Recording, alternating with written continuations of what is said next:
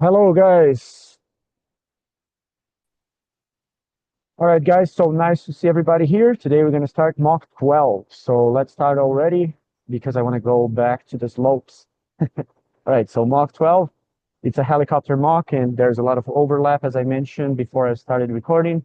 And when it comes to picture, I will use airplane pictures as well. Let's do it. So part one, starting with Martins. Are you ready? Unmute yourself over there. And first question, Philip, in your opinion, what makes a briefing effective? Uh, so, in my opinion, a good briefing must contain a crew, must contain all persons of the crew members together in the same thinking and the same way. I think that the captain, if the captain was a clear guy when he is talking, and he can pass to the other crews the important things about the flight. And I think that effective briefing is when the crew members are together in the same thinking, in the same way, and doing the right things. Okay. All right. For persons, don't use to contain, because to contain persons would be more to restrain them or something like that. So contain would be nice for you to use for other things other than people. You could say it's nice for Hell, the, yeah, I know you were trying to use the word coming from Portuguese, right? So it's similar and it's understandable, but you'd say you have to have all persons on board. Have to have is okay. Yeah. have to So have. yeah, Okay. you should have, should is okay as well. You should have all persons participating. Yeah, it's important to have everyone's participation. To include is a nice verb to use as well. It's nice to include everybody and to make sure everyone is able uh, to Perform. emit opinions. Yeah, to participate. Yeah, to clear doubts, questions. Yeah, I think it's important. And for that to happen, as a pilot, if you are the, let's say, the captain, you should try to provide a nice environment, making everyone feel comfortable to share their opinions. Yeah, things like that. All right. And other than that, very good answer. And question two, actually, the follow-up question here for, let me see, this one is a helicopter specific. So let's go to Adraldo. Adraldo, tell me what you do inside the helicopter before a flight. Inside the helicopter before a flight. Yes. I usually do or people usually do the walking around to check all systems that can be possible to see, and check fuel, something around the aircraft that can, how can I say, Damage? the aircraft, yes, damage, something that can Put provide at risk. Put at risk. put a risk, yes, the aircraft. And so the space around would be clear to start the helicopter. I think it's a pre-flight check around the aircraft, All right. the Yeah. helicopter. So you could use the term walk around as well, since you said to take a look around to see if there's any specific problem, any specific risk that you want to somehow mitigate. So it's important to perform a walk around, an external inspection with a walk around procedure, checking for risks and hazards, making sure everything is working well, apparently. If there's no damage, no sign or evidence of damage. Lembrando que evidence é sempre evidence, não tem plural, né? If you talk Evidence. about it, you have to say it always in this form. You say some evidence or any evidence. And yeah, that's it. Basically, I think that this is what I do before uh, entering the cockpit. However, the question was what you do inside the helicopter before a flight. Oh, So sorry, careful, inside. because otherwise they might consider that a comprehension mistake, at least slightly. So in this case, Sorry. in the helicopter. So you could talk about the data, right? You have to input data on the FMS. You have to check all the systems and perform the checklists. So basic answers about checklists, they work fine at this moment. So I'll put it over here for the material of this class to include the basic type of speech and answers talking about checklists and performing protocols, just normal protocols and procedures. All right? This question is inside the helicopter. Sorry, Yes, exactly. I misunderstood. Go for it on a short version so we can have all the other pilots participating as well. So a short version of the answer now for the things you do inside the helicopter before the flight. So go ahead. Tell me what you do inside the helicopter before a flight, briefly. When inside the helicopter, pilot needs to check all instruments, all equipments, put the informations in the FMS, and check the flight preview, or entering contact with the air traffic control about the clearance to start the helicopter, and check any things that is necessary, run the checklist, and that's it, I think. All right, almost perfect. Careful with the pronunciation of instrument, not instruments. Instruments. And you said all the informations inside the FMS. You have to put all the information, not informations, não tem plural igual evidence. All the information, I would say on the FMS here, because the FMS is a system, so we use on. Because it's not physically in, it's like digitally. So we say on, like we say on the television, on the GPS, on the radio. So you would say on the FMS. Right. All right. Good answer. Now let's go to question 2. Question 2. What was the most difficult situation you have had in a flight? And that one goes to Richie. Why you ask it to me, Alex? The worst situation I had in May 8, 2004, I have a single engine just after takeoffing my Piper Seneca. We was in 9 people inside the Seneca, tailwind, 40 degrees temperature, low pressure, and no space to alternate emergency landing.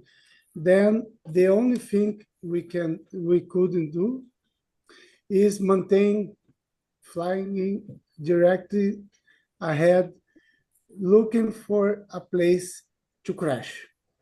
Then near the highway have a field, but we passed this field too fast and entered in downtown city. We cannot see this scenario in the worst Hollywood movie, but we try to deviate towers, trees, buildings, caixa d'água, antennas. Then we crash in the back in a house, downtown city, and my aircraft stay completely destroyed. If you see the pictures, you will not believe that I'm alive. I will send the pictures in the WhatsApp group for you understand. Then before crash, I took off. No, not took off. Desliguei. Get off. Turn off. I turned off.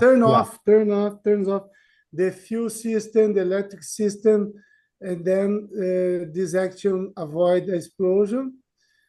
But all walking this aircraft, our luck was we were very close to a fireman. We was getting out from aircraft. We heard the sound. Woo, woo, woo, woo, woo. The ambulance and the fire people arrived too fast. Then, because we are alive. That's a resume for my experience, my bad experience in aviation. I'm alive. But I spent 1 year in a hospital. This year I spent in a bed.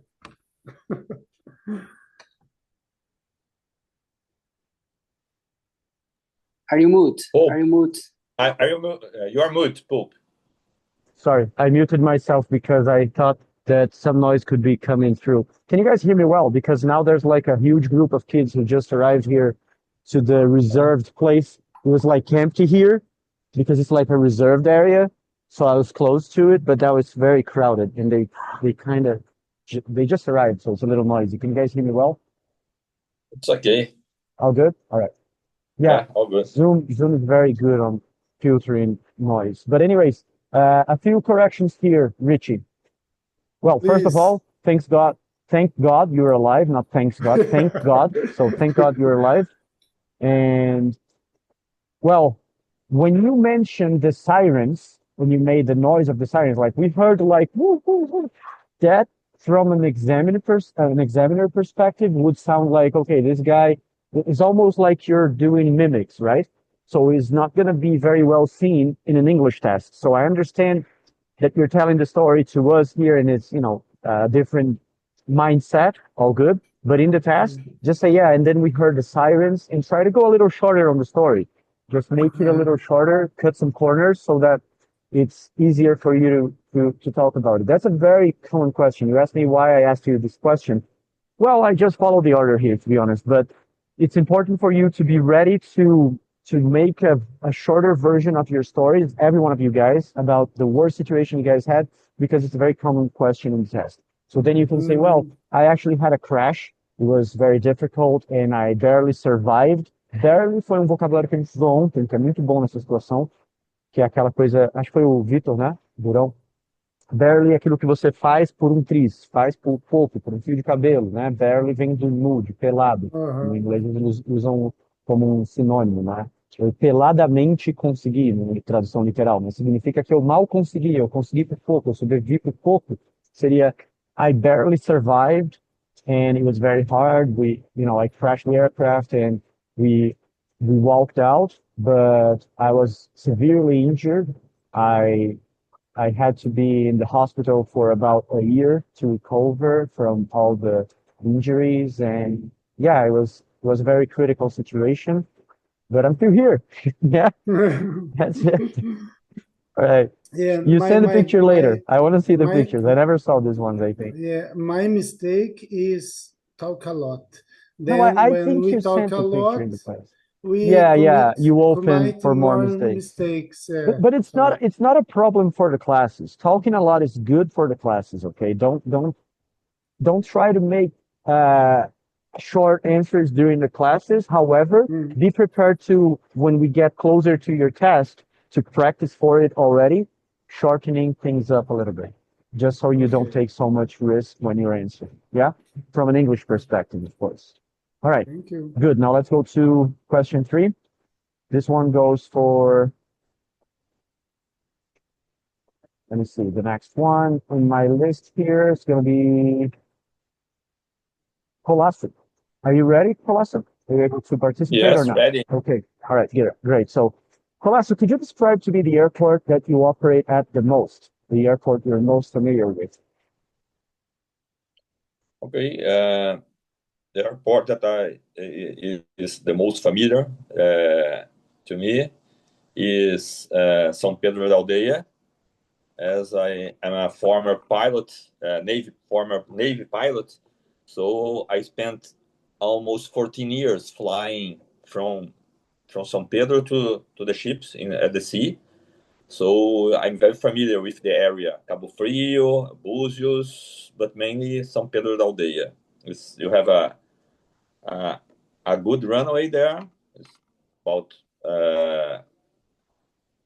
I think 1,100 meters, and nowadays the tower, the communications and the systems, the meteorology and things like that, nowadays they are very good. In the past, not so good, but That's it. It's São Pedro da Aldeia is the most popular airfield to me. Okay.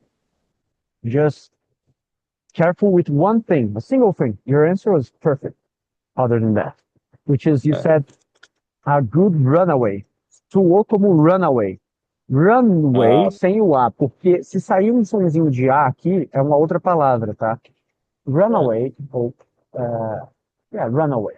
Runaway é um fugitivo, né? É algo que fugiu. No contexto da sua frase, não seria confundido. Mas numa prova de inglês, nunca se sabe. O cara pode ficar, né? Ah, ele fala runway um pouco errado. É como é um vocabulário importante pra gente. Inclusive, não só pelo aspecto da pista, mas existe na aviação o conceito de runaway também para algumas outras coisas. Alguém sabe dizer o que que é? Runaway trim. Yes, runaway, engine runaway. Engine runaway, runaway propeller para avião a hélice. Não sei se tem para helicóptero um runaway for the blades or for anything like that. Tail rotor runaway, maybe. Porque é quando você tem um disparo ou uma fuga, né? Que a gente fala até, né? Em português seria a tradução mais correta, literal. Mas na aviação a gente fala mais em disparo, né? Disparo de compensador, disparo de hélice. Disparo de hélice, né? Isso. E aí, em inglês, a gente usaria esse termo runaway, que é uma contração de duas palavras. Run é correr, com away, para longe. Então, runaway é fuga, é correr para longe, é se distanciar, fuga. Então, cuidado só com essa pronúncia. Fora isso, foi perfeito. Perfect. All right. And now, let's go to... Well, I'm going to go for the follow-up with a different person, just so everybody can participate in part one as well. So, Ivair, our friend Iver. I love this name, man. It's like an airline company. All right. So Iver, it's like an iPod type of air company. All right. So Iver, tell me about your experience at the airport you are most familiar with. Okay. Nowadays, my familiar airport is the Recife airport, because it's my base. So it's where when I go and return every time. So to me now, it's the most familiar airport. Okay. For me now, it's the airport I'm most familiar with. Or it's a familiar airport. I say almost. It's a very familiar airport. I am most familiarized with, pode ser também. But good job, good answer. And now there's one person who didn't participate in part one, Crawford, I think. Yeah, it's just Crawford, right? Yeah. So Crawford, let's go to the question that Adraldo answered, which was that one about the briefing inside the aircraft, the things you do and briefing. So tell me a little bit about the importance of briefing before a flight and what you usually do inside the cockpit before flying. The briefing is very important to put our pilots in the same page, okay, and to all crew members knows what they want to do in case of an emergency or in a normal situation. But it's very important. And not only before a flight, inside the cockpit, I check the instruments, perform a checklist, checking all systems, update the FMS. Well, that is prepare the aircraft to receive my passengers, check the seat belt, the seat, the tables. Well, whatever. What more? Well, that's it. I just check the aircraft to receive my passengers. Nice. A few nice expressions to use here to express what you're saying. I set things up. Yeah. I get things ready. Yeah. To set things up, to make sure everything is ready, to set up all the aircraft, to set up the gear, set things up. So basically what I do is to set things up to make sure the aircraft is well configured and completely ready and set up for the takeoff procedure or taxi procedures initially. So we have to run through some checklists and do some specific things in order to set things up for the flight. That's basically it. Yeah. All right. Good job. Well done. Good answers, everybody. Now let's move on to part 2. All right. Part 2 is the part you guys interact as to our pilots. I think everyone participated here in part 1, right? Yeah. Cool. So let's start with situation 1, part 2. But first, remember, if they play the audio and the audio is low, you say something like, please turn the volume up, or turn it up, please, it's too low. Could you please increase the volume? Could you please turn it up? Or turn it down if it's too high. If it's broken, then, you know, some noise regarding like interference or something like that. You say, it's very noisy. Could you try to fix it? It's broken. Could you try to fix it? All right. And then they play it. It's perfect. You say, yeah, it's perfect. Loud and clear. Let's go. So situation 1. In this situation, Martins, imagine that as the pilot of an Ac-123, you have just taken off from Metropolitan Oakland Airport, listen to NorCal departure, and read back. A gente teve uma nesse aeroporto na aula passada, tá vendo? Esses áudios essas provas de helicóptero, elas têm overlap at best. All right, so NorCal departure, listen and read back.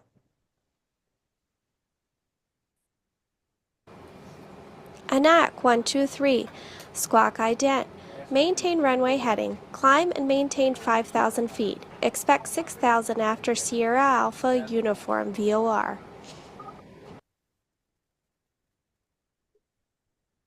Ac-123, squawk ident.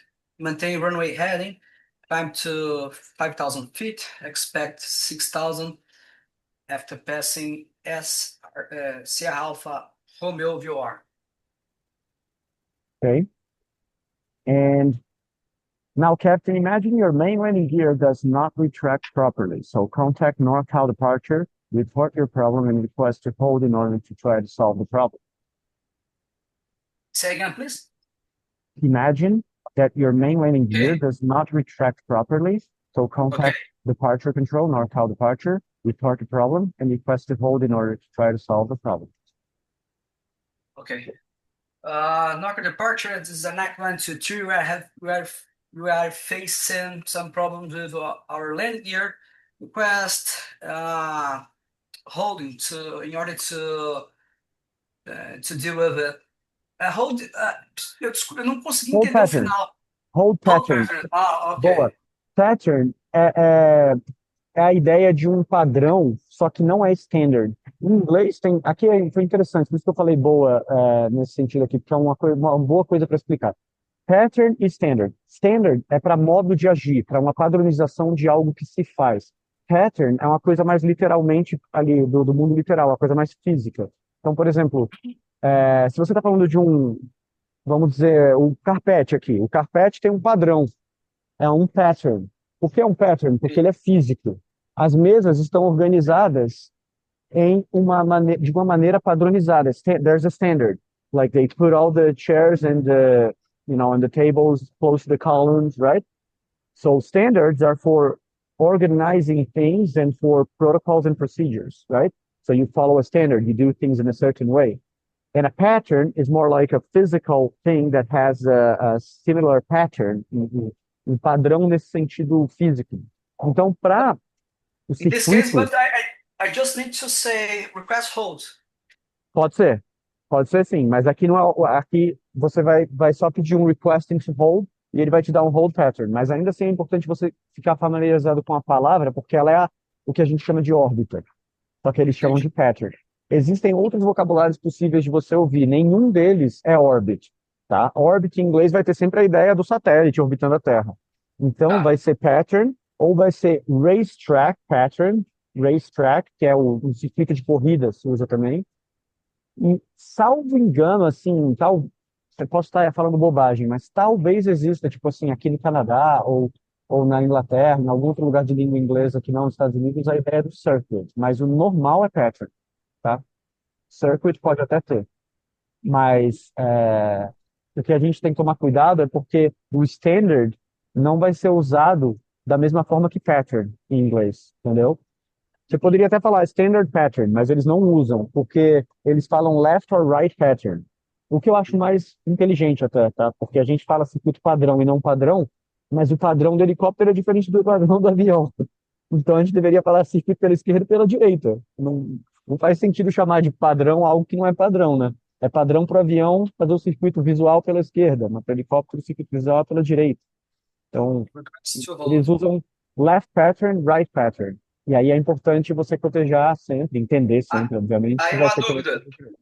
Aí no caso, request to hold ou request hold pattern, ele entra como substantivo? hold pattern, yes. Isso, exato. Tá. Okay?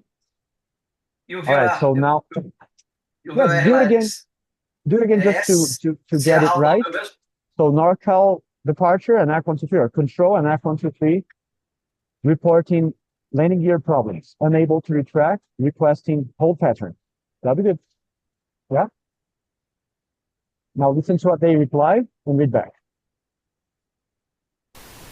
ANAC 123 Roger, I copied you have a problem with your gear and are requesting to hold to check out your problem. Confirm?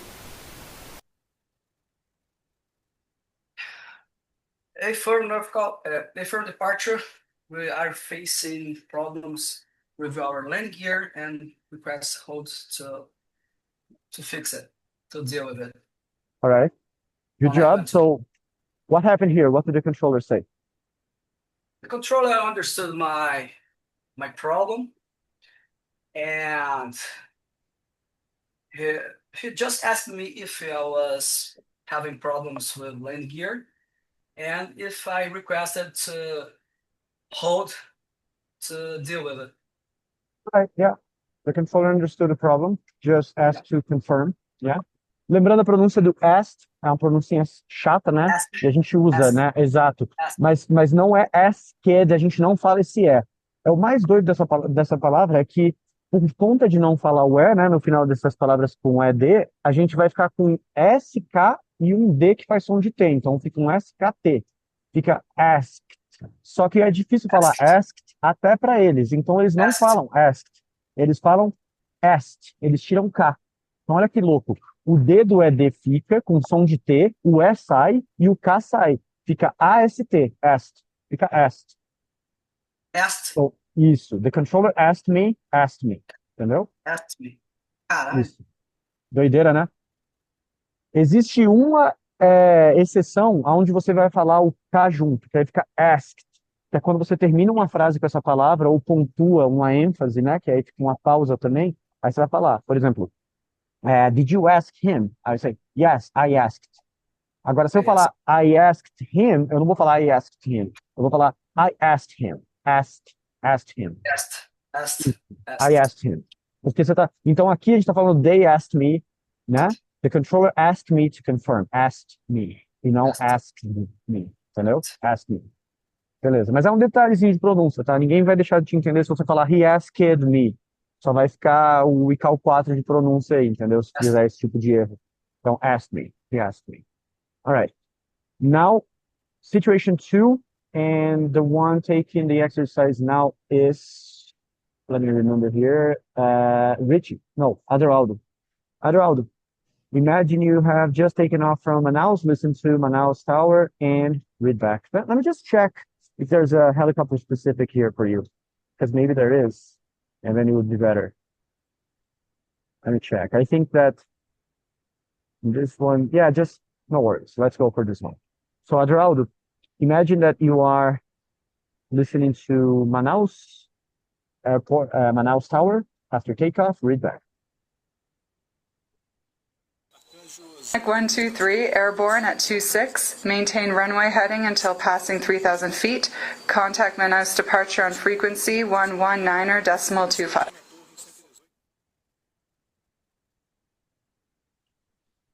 Manaus Tower, ANAC 123, departing 26, maintaining runway heading until passing 3,000 feet. We will contact departure frequency 119.20, ANAC 123. All right, good job. 119er25, okay? Not 20. 25, all Calculating it, right. yeah. Frequency 119er decimal 25. That's Right. 25. Roger. Meio no finalzinho do entire. 25. All right. Now we realize that you have a fire in the cabin. So contact Manaus approach control to report your problem and to request to return. Olha como esse áudio nem é bem de helicóptero, né? Fire in the cabin. Helicóptero, né? Tem muita separação, Adroal, do cabin e cockpit para vocês? Não, né? Não. All right. Tem, So tem. anyways. Na realidade tem. Tem, mas seria depende, estranho, né? Enfim. Poucos, É tudo assim, mesmo. você falaria um fogo, né? Não vai mudar. Assim, cockpit, você até daria a ênfase. Mas, enfim, você vê que esse exercício foi feito mais para avião e eles usam aqui a prova de helicóptero. Anyways, go ahead. You realize that you have fire in the cabin, contact Manaus approach control, and report the problem and request to return.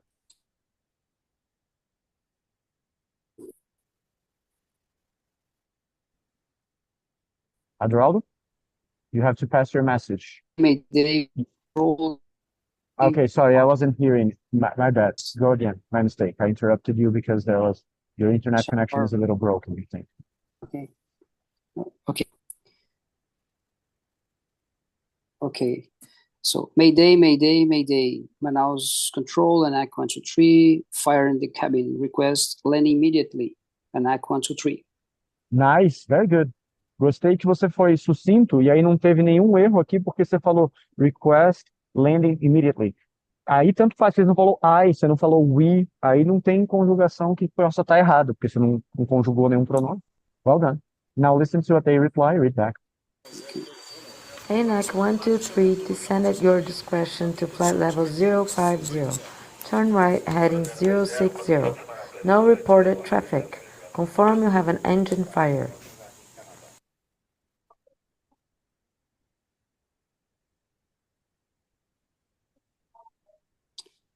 Manaus control, negative engine fire. Correction, fire the cabin. Descending at our discretion to flight level 050. Turning right, heading 060. So I'm sorry, so just I lost something here. Oh, no traffic reported. Yeah, no reported traffic in the sector, so Roger, no traffic. Yeah? All right. Okay. What happened here? What did the controller say? The controller instructed us to descend at our discretion to instructed us to descend at our discretion. Instructed us. All right. So the controller instructed us to descend our discretion to flight level 050 and turn right, heading 060. Informed that there was no traffic reported and asked us to confirm if we had engine fire. All right. Viram como vem direto west? Asked us seria o certo aqui. Asked us. É estranho, mas é assim. And the controller asked us. Vira até um asked us, né? Porque mistura com o us depois, você vai sempre fazer o asked us. All right. And now situation 3. I'm going to have Richie taking this exercise. Richie, imagine you are taking off from Bogota Eldorado Airport. Listen to ground control and read back. ANAC 123, taxi via Romeo, Foxtrot and hold short of Bravo. Expect to backtrack runway 31 right. Stand by for Eldorado Tower on frequency 118.1.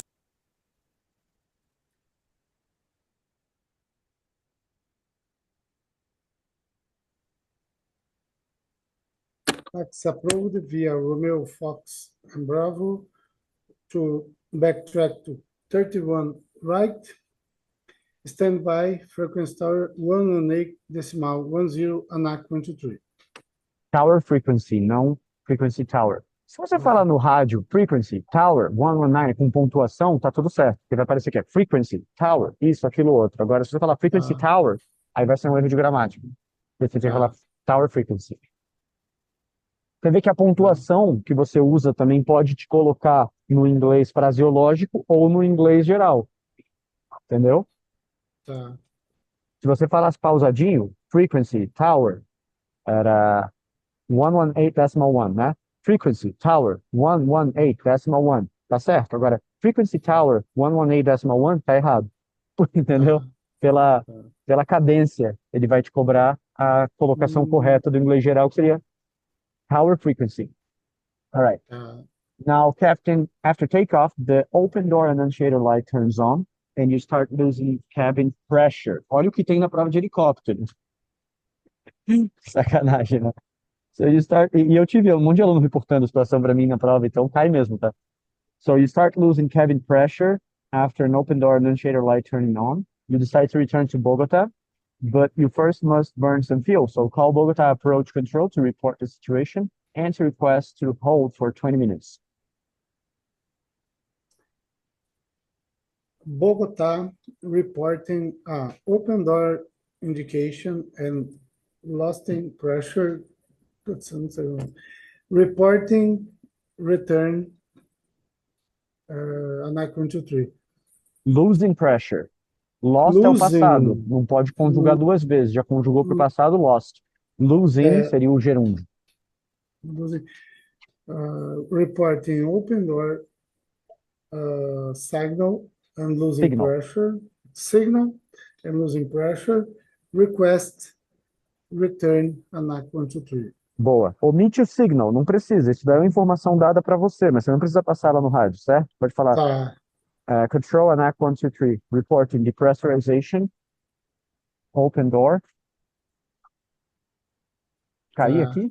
Fechou tudo aqui. Eu tava limpando o meu touchpad, eu fiz algum comando de gesto. Vocês estão me Não, mas ouvindo estamos te ainda? vendo. Estamos te Tá, vendo. peraí, deixa eu bloquear isso, que isso aqui me deu medo agora. Tipo, minimizou a minha tela, tudo que tá nela. E aí eu falei, o que eu fiz? Eu tava limpando uma poeira aqui. Tá O normal. touchpad fez algum comando aqui. All right. Now I see you guys again. So in this case, omit some information. Just say reporting depressurization, requesting hold to burn fuel before returning to Bogota. ANAC 123. Vai lá. Bogota, ANAC 123 reporting depressurization, requesting burning fuel and return Lembra to que Bogota. tinha um específico aqui, né? Request 20 minutes hold to burn fuel. Eu não entendi o Tava na instrução e eu mesmo, quando te dei o exemplo agora, não coloquei, mas tinha aqui. Então era Bogota approach or control, ANAC 123, reporting depressurization, requesting hold pattern 20 minutes before returning to Bogota, ANAC 123. Vai lá. Tá.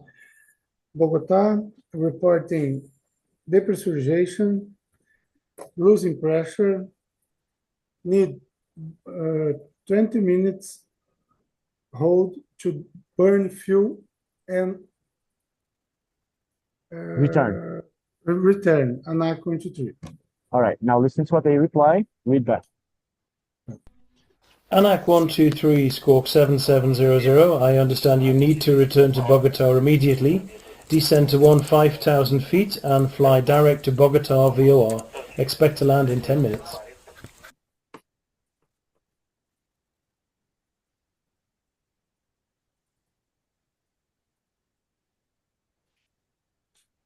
Squawk 7700. Descend to 15,000 feet. Fly direct to Bogota VOR. Expect landing 10 minutes. ANAC 123. But they asked 20 minutes to burn fuel, no? Yeah, he said that he gave you instructions to return to Bogota immediately, and you want 20 minutes. So you have to say negative immediate return to Bogota, requesting 20 minutes hold burn fuel. Porque Entendeu? precisa Tem esse 20 detalhe minutos. aqui. Isso. Tá. Bogota, negative immediate landing. We need 20 minutes to burn fuel. Squawk 7700, descend to 15,000 feet, flying direct to Bogota VOR, ANAC 123. Good job. Now, Captain, what happened here? What did the controller say? The controller misunderstood that I requested immediately return and land and instructed to put 7700 on transponder, instructed to descend to 15,000 feet and fly direct to Bogota VOR. Also informed the landing will expect in 10 minutes. Okay, very good, all done. So now let's go to situation 4. And in situation 4, we're gonna have Colasso taking this exercise. This exercise here, yeah. All right, so situation 4, Colasso, you're going to land at Santiago Airport. Listen to Santiago approach and read back. ANAC 123, radar contact. Turn right heading 190. Descend to 4,000 feet. Report passing 8,000 feet. And expect VOR. Approach to runway 35 right.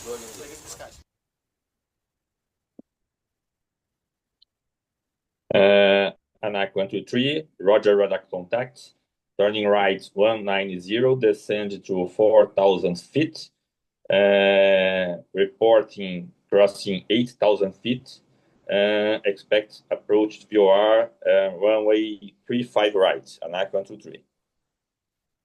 Very good job.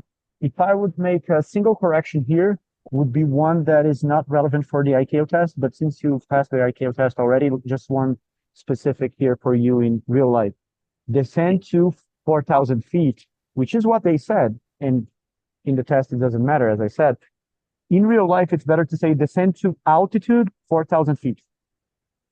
Because then you avoid connecting the preposition to the number, right? Okay. Yeah. So if you say descend to 4,000 feet, it could sound as if it's like 24,000 feet in certain occasions for headings as well. So when you talk about headings or altitude, whatever, try to separate the preposition to from the numbers. So the best way to do that in terms of phraseology is to put the measure before. So you say, turn to heading 200, or descend to altitude 4,000 feet. Yeah. Perfect. This way you avoid, you say altitude or whatever, heading, but other than that, perfect. And now imagine that during the approach, you see this situation here ahead of you. As usual, we have this situation ahead. So pass a message now to the controller, which was, who was the controller again? Let me check, but it doesn't really matter. You can also always call control. So call Santiago approach, reporting the situation and requesting a deviation. ANAC Santiago approach, ANAC 123, reporting hot air balloon ahead of the aircraft, request deviation, ANAC 123. Well done. Now listen to what they reply and read back. ANAC 123, turn 30 degrees left. Confirm the hot air balloon is at your 3 o'clock position. This is ANAC 123, negative, 3 o'clock position. Hot air balloon, it's ahead of the aircraft and turning 30 degrees left, ANAC 123. Well done. What happened? What did the controller say here? The controller misunderstood the position, the relative position of the hot air balloon. The controller gave me a 3 o'clock position. Actually, the hot air balloon is ahead of the aircraft, and I corrected him and followed the instructions. Turn left 30 degrees. All right, good job. Yeah, the controller misunderstood the position, but still gave me deviation. So I confirmed the instructions with the deviation instructions and vectors. However, I had to clarify the position of the balloons. It was not at 3 o'clock as you understood, it was at 12 o'clock. Yeah, it's a weird exercise. They put it for the helicopter pilots as well. I mean, it makes no sense for the controller to understand the hot air balloons at 3 o'clock and still gave you a deviation. But anyways, it is what it is. Let's go to situation 5. And now it's our friend Ivar. Ivar. So Ivar, radio check. Do you read me? Can you talk? Hello. All right. Loud and clear. Great. So situation 5, imagine you have just taken off from Miami Airport using RNAV. Listen to Miami Tower and read back. ANAC 123, climb and maintain 5,000 feet. Squawk 3432 and proceed to Fox Lima Lima Vortac. Call Miami departure on frequency 119.45.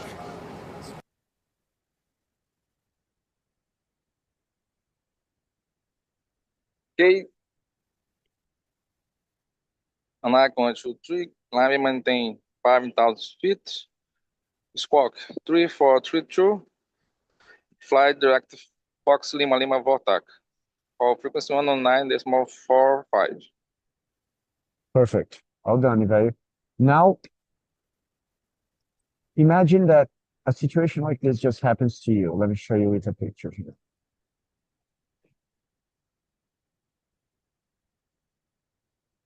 So you have a situation like this happening to your aircraft. So call Miami Tower to inform them about the problem and say your intentions.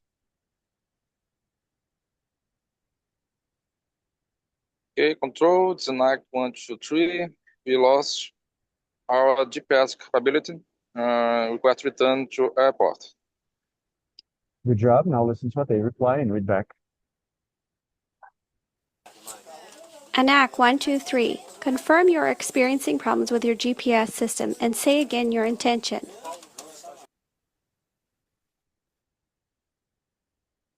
ANAC 123, affirm. We lost our GPS system. Request return to the airport. ANAC 123. Well done, Captain. What did the controller say here? Okay, the controller gave me instructions about the takeoff, and after the situation, they asked me to confirm if we lost our GPS system. All right, good job. So in this case, they thought it was a GPS system. They understood the situation correctly. So I just confirmed the instructions they gave. It made sense, and that's it. There was no problem whatsoever. Everything was crystal clear. Everything happened smoothly. Now, there is a variation of this exercise in which they understand the GPWS failure. I think we had it, if not in the last class, in the one before that. But if they understand the GPWS system, then you have to make the correction. I remember back in the days when I first heard about that, like I used to coach my students, always saying, they misunderstand the GPS system, be careful. And then one of my students was like, man, I heard it twice and they didn't, they understood correctly. And I was like, okay, so maybe they are adding variations to the test now. And yeah, they have both variations, so be careful.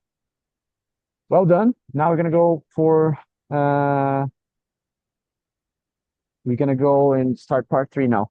So part 3, unexpected situations, starting with Crawford. Remember, in this part, every audio is played twice. You guys are no longer the pilots of ANAC 123, but just listening to audio situations happening to someone else. So listen, it plays twice. There's a 5-second pause before the recording is repeated. After listening twice, the examiner, which in this case is, represented by me, I'll ask you guys some questions, and then at the end of part 3, I'll ask you guys to make a comparison. So make sure you take notes. All information here is important. Esse all information is important que eles falam, a gente sabe que não é totalmente verdadeiro. Lembra, nome de posição pode ser resumido como a posição e tal, tá? Nome de localidade, nome próprio em geral, não é relevante. No entanto, assim como na parte 2, vento continua sendo importante, então tem que proteger. Tudo com número é importante, ok? Alright. Exceto uma posição que tem número, que eles falam Miada 1 arrival. Miada 1 arrival tem 1 aí, né? Miada. Aí você pode falar just the arrival. Alright, e tem número.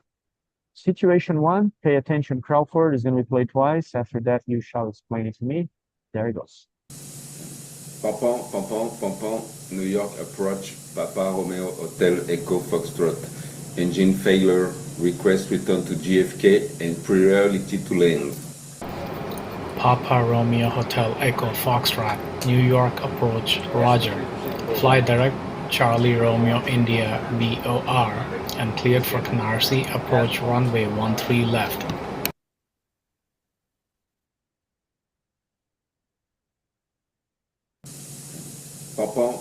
Pompon, New York approach, Papa Romeo Hotel Echo Foxtrot. Engine failure, request return to JFK and priority to land.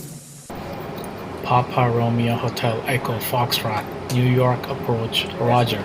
Fly direct Charlie Romeo India VOR and cleared for Canarsie. Approach runway 13 left.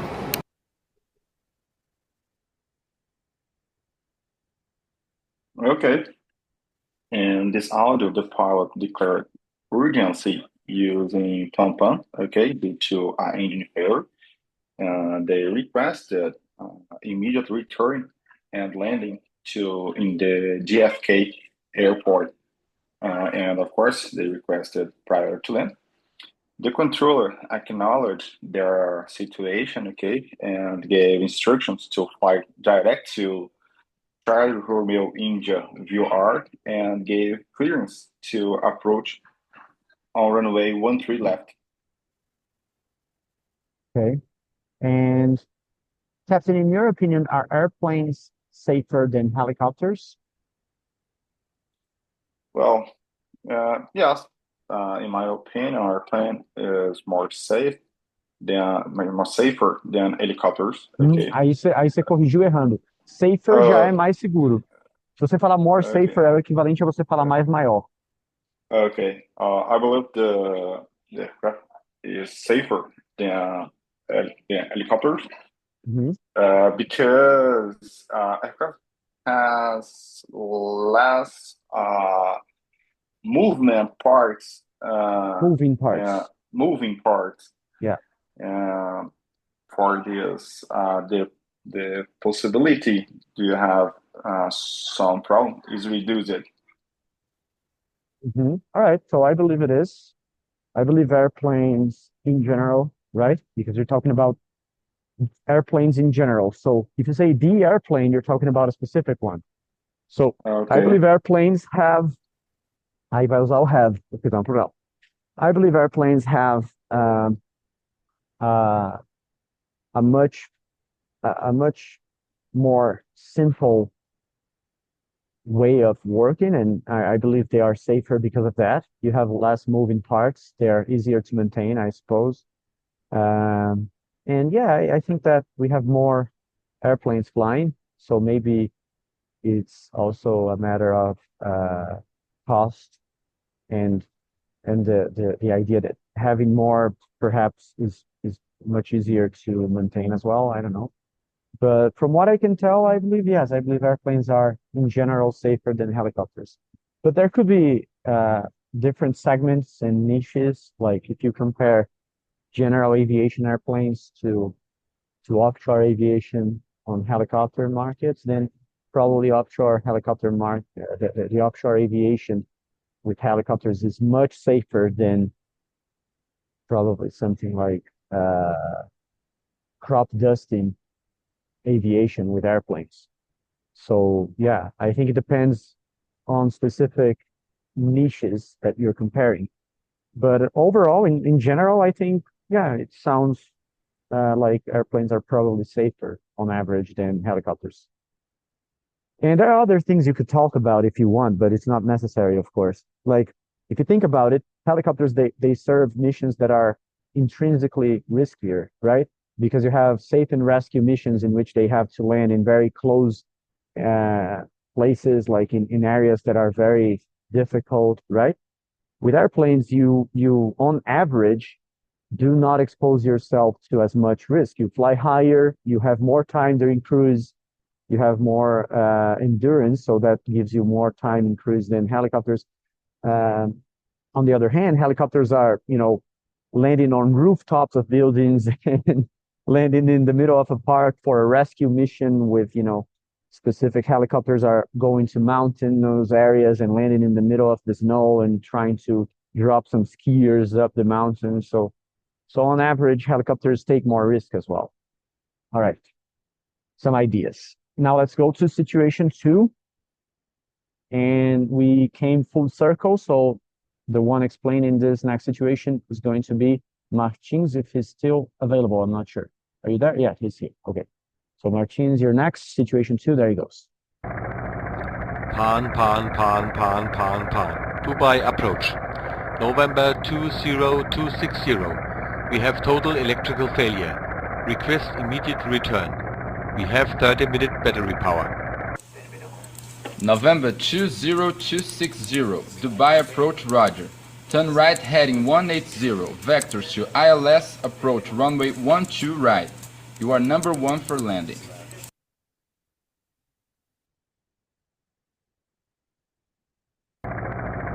Pan. Dubai approach. November 20260. We have total electrical failure. Request immediate return. We have 30-minute battery power. November 20260. Dubai approach, roger. Turn right heading 180. Vectors to ILS approach runway 12 right. You are number 1 for landing.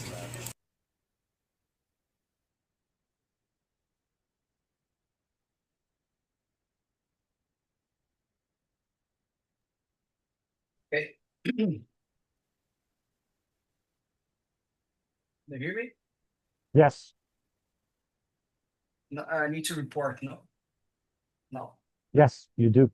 So, November 20260 declared to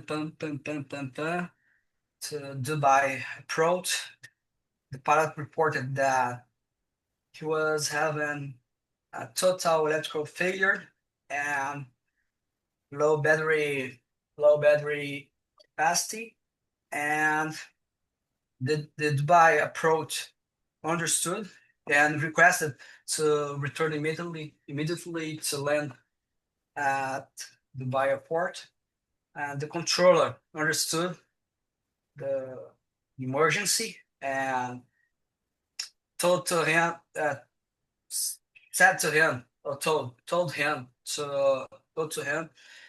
turn right. Told him to turn right heading 180 and expect vectors to ILS approach runway 12 right, informed that he was the number 1 to landing. To land. Yes, sorry. Isso. To land, for landing. Yeah, for landing to land. All right. Other than that, well done. Tem uma coisa que eu gosto nesse exercício aqui, que ele exemplifica um detalhe que eu sempre passo para vocês de fraseologia, né? Se você notar, vou colocar na tela aqui, ó. Olha só. Pen, Dubai approach, November 20260. We have total electric failure. Request immediate return. We have 30 minutes of battery power. Nota que aqui, esse cara usou o we, né? Que eu sempre falo que não é o adequado. A gente podia falar reporting, né? E colocar tudo no reporting, né? Sem usar o we, e aí ter que acertar o have, e aí ter que fazer em inglês geral. Mas, por outro lado, ele, em outra parte da frase, falou request immediate. Percebe? Ele usou as duas coisas. Ele, em uma parte, fez em inglês geral, e em outra ele já fez mais sucinto.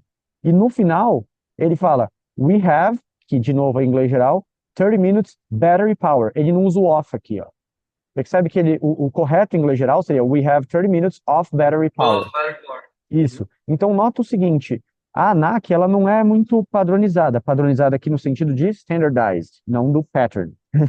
Só para voltar no gancho do começo da aula. Então, a ANAC não é muito bem padronizada, mas ela deixa alguns indícios de que ela vai aceitar a forma fraseológica, porque os próprios exercícios dela têm, entendeu? Por mais que não tenham de maneira consistente e não seja bem padronizado. Então, isso aqui, se eu fosse optar por fazer uma mensagem como essa, por exemplo, o que eu guio o meu aluno a fazer? Pen, control. ANAC 1, 2, 3, né? Que vai ser quando vocês cotejam e falam. Reporting, total electric failure, immediate return, 30 minutes battery power. Sacou? Battery power, 30 minutes. Igual, tipo, to back, to land. Request. Return to land. Requesting diversion. Return. Okay. Entre dois verbos, teoricamente tem que ter o to, né? Mas se você usar já no primeiro, dá para Usa um Sim, só, né? Não sim, precisa sim, ficar você pode fazer. Não precisa usar o to o tempo todo, exatamente. Se for uma vírgula, você pode, exato. Tem toda a razão. Now the question for you, Captain. Martins, tell me, what should the crew do in the event of electrical failures? So, from my opinion, from what my opinion, or from what my From my thinking? point of view, or in my opinion? In my opinion, total electrical failure is a very serious problem. So the pilots must be prepared to deal with it, because probably they will lose all electronics, navigation source, panels, electrical things on board. Okay, and they need to react fast, because in this case the pilot reported that he was only under 30 minutes in the emergency battery, and it's hard to deal with that. I think the simulators will prepare the pilots better to deal with situations like that, and pilot must be really sharp to handle with it, to handle Okay. it, to handle All right, it. to handle it. Yes, same with to handle it. All right, good. Now this exercise also has a question for helicopter pilots specifically, but it could be also for airplane pilots. It's a question in which the examiner asks, which helicopter systems are affected by electrical failures? So let's have Adraldo answering this one, or Colasso is also a helicopter pilot, but let's have Adraldo. Adraldo is the next one, I think, in line anyway. So Adraldo, I'll ask you this question before I play the next exercise to you. Which helicopter systems are affected by electrical failures? Well, systems are affected for electrical failures. I think there are many systems like navigation systems, Ó, cuidado com esse A. Like, lights. aí você faz um A que é um. Aí você fala uma coisa que não é pluralizável, Like, não, like. entendeu? Não tá no singular. Like, Okay, ou like, entendeu? Não estende Right. esse pensamento num A. Vai lá. Like lights, the aircraft, some systems like landing gear, electrical landing gear, or that I remember, environment systems, maybe sometimes sometimes is providing by are powering by electrical system. That's it. Yeah, are powered by electrical systems. Powered by electrical systems. So there are many systems affected with electrical failure. Yeah. All right. Good job. So there are many systems that could be affected.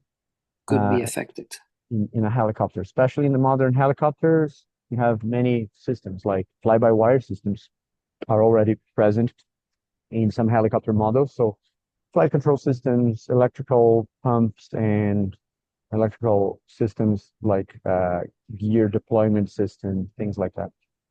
All right. Now let's go to the next situation, which is actually, wait, was that situation 3? No, situation 2, right? Yeah, it was 3. situation 2. Situation 3 now, Adraldo. Pay attention, it's going to be played twice.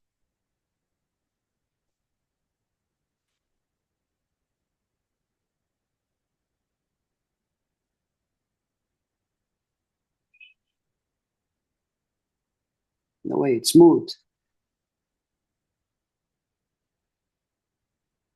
Your distance from Carlos protest. Was it not playing? No. Okay, sorry. There you go again. I didn't hear. I made a mistake here. Go. Control Papa Romeo Oscar Mike Alpha.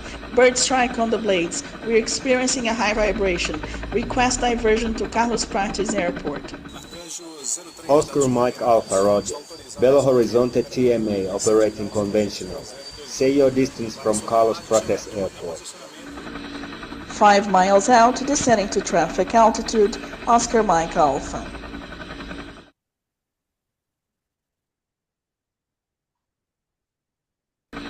Pen, Belo Horizonte Control, Papa Romeo Oscar Mike Alpha. Bird strike on the blades. We're experiencing a high vibration.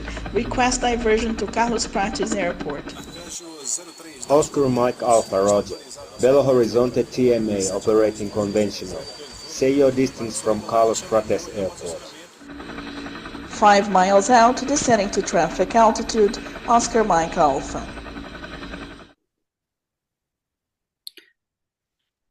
Okay, in this case, pilot of Papa Romeo Oscar Mike Alpha reported a bird strike and experiencing a high vibration and requested to divert to Carlos Prates Airport.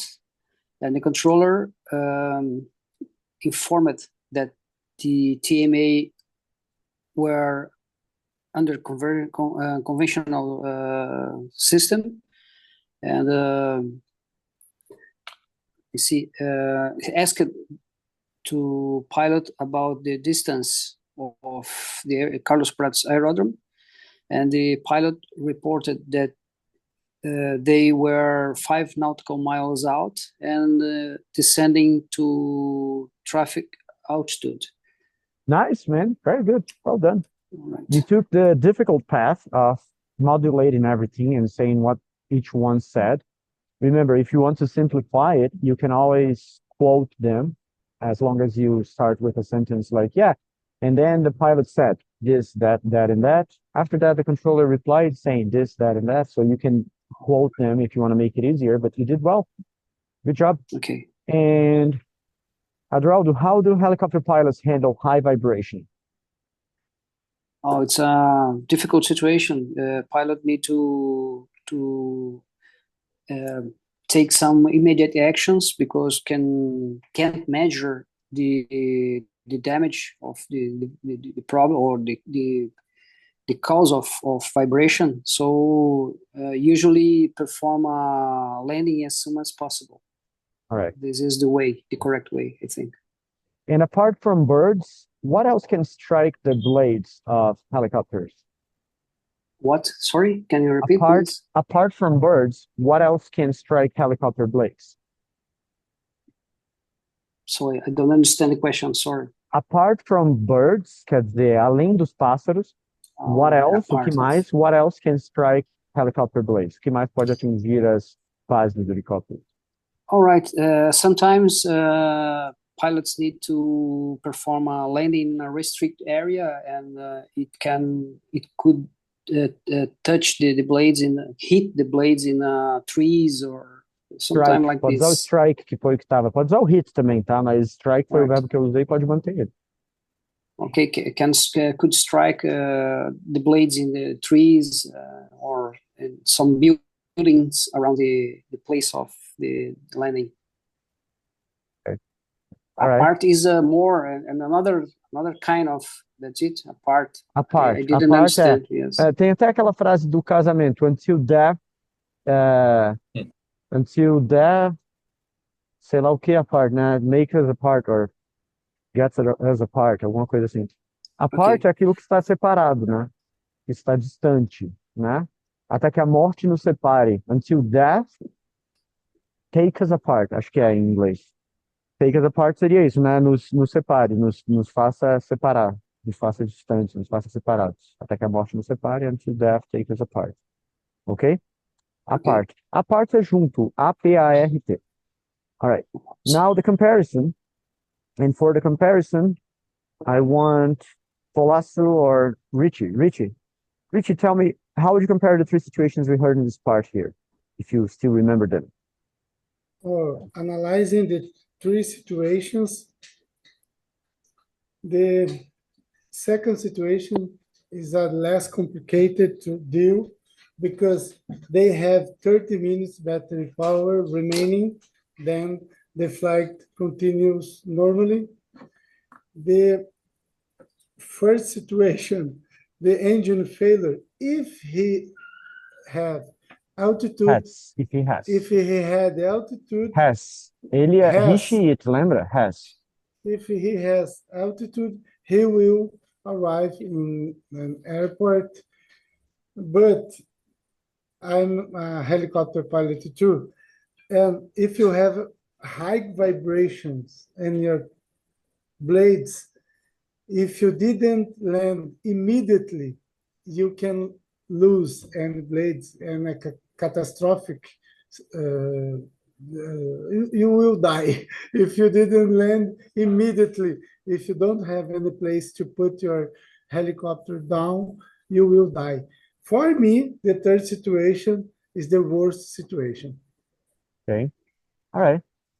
And now let's go to part 4. Good job. Good comparison. Hope. Go ahead.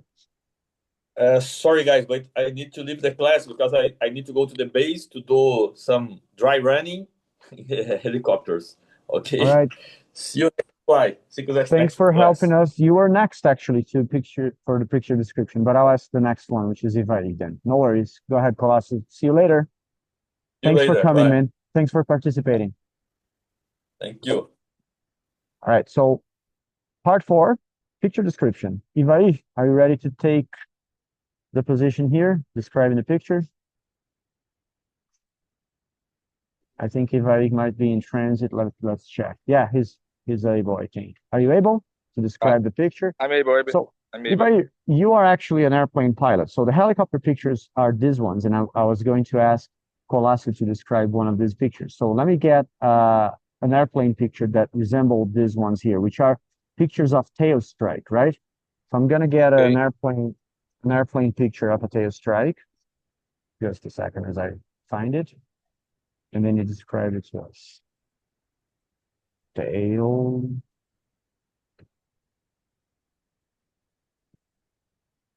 Okay, found one here, I think. All right, opening. All right, can you describe the picture here to us? Tell us what you see and what you think is happening here.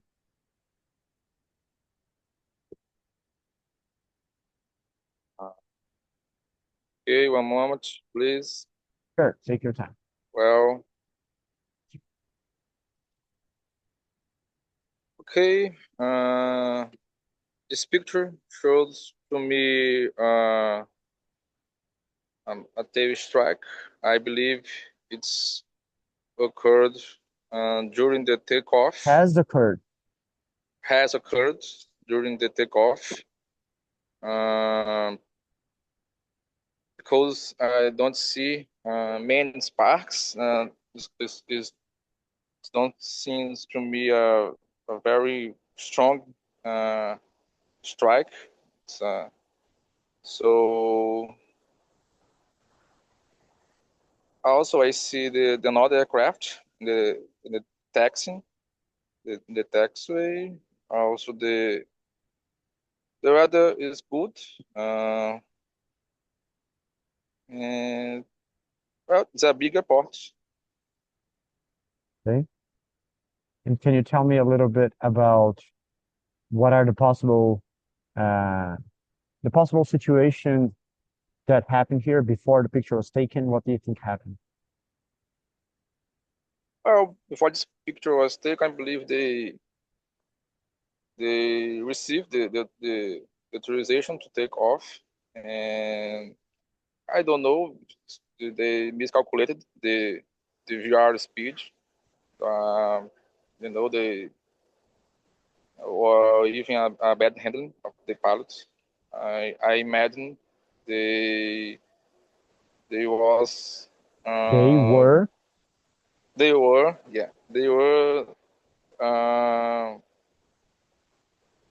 take off very soon there. They were maybe taken off too soon, you mean? Yeah, they took off too soon. Yeah. So could be. And what about after the picture was taken? What do you think happened? After this picture was taken, I believe they proceed with the takeoff because they proceeded. Apesar da gente estar falando do futuro, a gente está falando, eles procederam, né? Então é um passado ainda assim. They proceeded. Passado imperfeito, sei lá.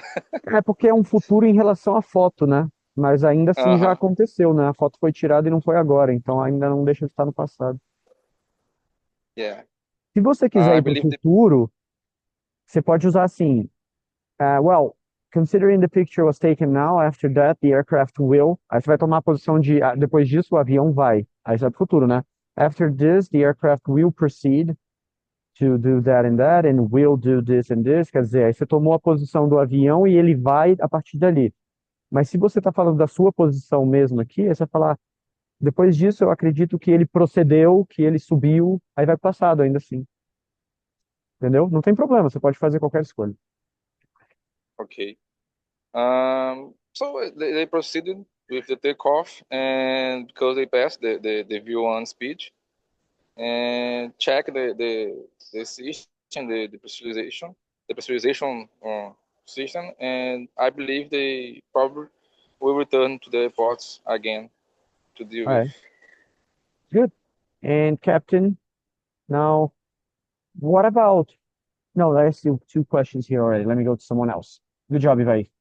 You're not talking so much today because you're doing well, and then I don't have so many things to add. You're doing well. When you slow down, you do much better. Ivai's problem usually, like when you go back a few classes back, like last year, talks very fast. But in English now, you're holding your horses, so you're doing very well. All right, let's go to the next question, and then that one's going to be a question for Crawford.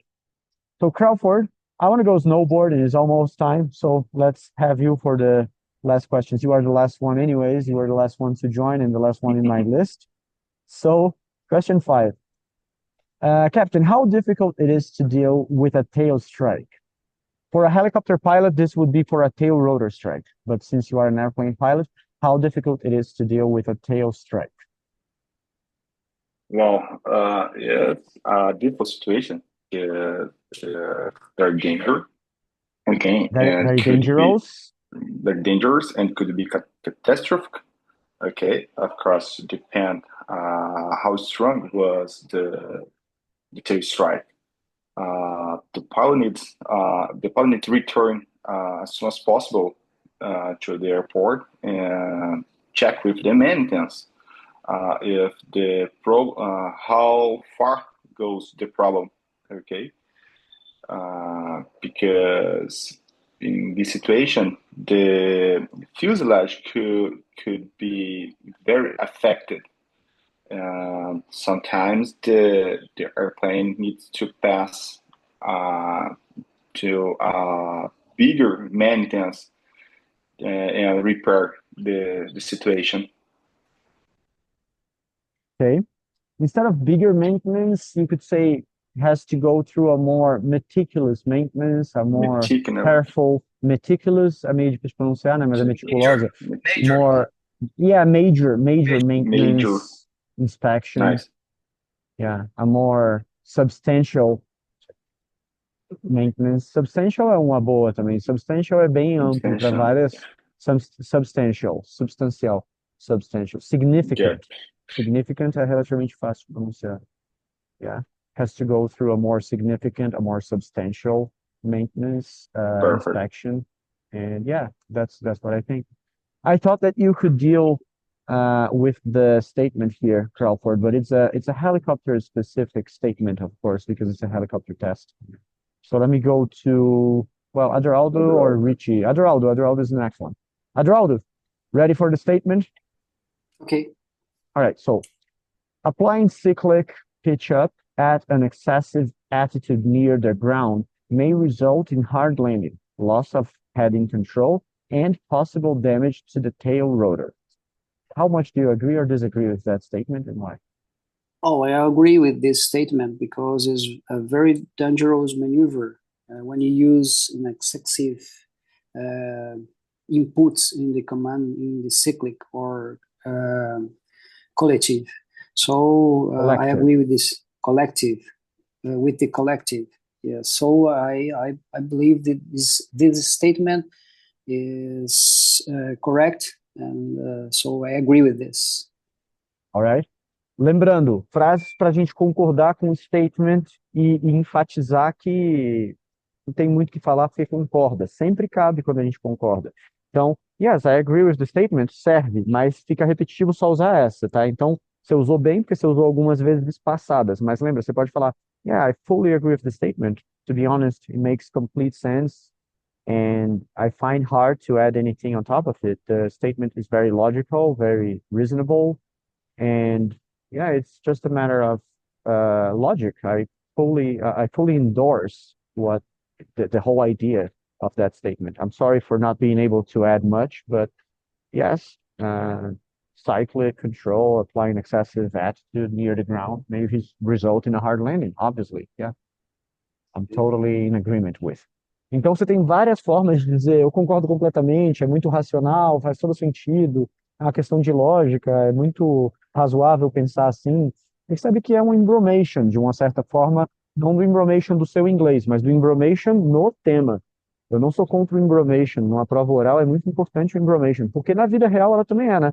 Um bom palestrante é um baita do embromador. Infelizmente é o que mais prende as pessoas. Eu tento ser um professor relativamente pragmático, mas você pode reparar que mesmo nesse nicho onde eu trabalho dando aula, os caras que mais ganham dinheiro embromam pra caralho, velho. Os caras embromam muito.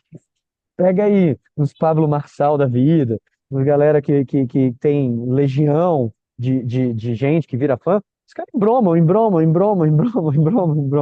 Mas Então, a norma do aprendizado que a gente aprende no paraquedismo, eu fiz um curso lá nos Estados Unidos, né? É o KISS, KISSS. Keep it small, simple, specific. Mantenha mais para o exato. aluno aprender, Então, né? KISS. para a gente usar na prova, a ideia da gente manter simples, objetivo nas nossas respostas e interações, especialmente na parte 2. Agora, naquilo que é estrutural da prova, aquilo que a gente sabe, vai ter um statement, eu vou concordar ou vou discordar. Vale muito você ter algumas frases que você pode ficar sendo meio redundante ali. Martim, você ia contribuir com alguma coisa? I totally agree. Pode ser, né? I totally agree. I fully endorse. It makes sense. Makes complete sense. It's totally logical. I fully agree with the statement. To be honest, I find myself without extra words, and it's hard for me to add anything on top of it because I fully agree with the statement. I think it's a very logical argument. I don't know what else to say it. Yeah. Então, beleza, você faz um argumento de, ó, me falta o que dizer, me falta o que acrescentar, porque é muito lógico, é muito fechado esse argumento e tal. Beleza? Eu vou mandar para vocês no grupo aquela da parte 4, que tem essas frases já preparadas ali, tá? Nesse arquivo. Eu mando lá, já tá aqui no contexto da aula e tá na minha... Eu deixo alguns arquivos sempre na minha tela aqui já. Ela fica meio cheia, mas tá aqui, ó. Eu já mando esse, depois se vocês quiserem, como já está no contexto, eu não preciso nem acrescentar no material da aula de hoje muita coisa em relação a isso, vocês já ficam com ele lá. Peraí, tô tentando. Tá dando um bug aqui. Eu soltei o arquivo e ele ainda tá flutuando. Quando é que você volta? Eu volto no dia 31 ou 30 de janeiro. Acho que eu volto dia 30 e chego 31 no Brasil, ou volto dia 29 e chego 30. Acho que nós vamos fazer as aulas lá a partir depois do dia 14, então. Mas eu vou tá dando aula com menos fuso daqui a pouco. Só que é programa pra caramba de dia inteiro, porque é Orlando. Mas eu vou estar com 3 horas atrás. A gente vai parar na Disney na volta. Eu tenho que pegar todo esse material aí. Inclusive, ontem já imprimi e encadernei todo ele aí. Show. Boa. Começar a ler e rabiscar um pouco e escutar os sons. Eu não escutei nada ainda até agora. Beleza. Não escutei nada ainda. Aí eu São quero dar bons estudos. uma fixada primeiro nesse negócio e depois a gente pega. Isso aí. Estudar é aquilo, né, cara? Eu sempre falo, meu lema aqui da Vector é esse, né? Study hard, fly safe. Pode ser fly safely também, se quiser ficar mais gramaticalmente bonitinho. Coloquial, fly safe serve. Que é que nem dirija rápido, não dirija rapidamente. Anyways, alguma pergunta mais de alguém? Ou posso ir pra montanha? Go ahead. Go. All right, guys. See you guys later. É isso aí. Abraço. Valeu, galera. Obrigado pela presença aí de todo mundo. Obrigado aí. Valeu. Grande abraço. Valeu. Comerei um hambúrguer pelos senhores. Aí Valeu. sim. Valeu. Valeu.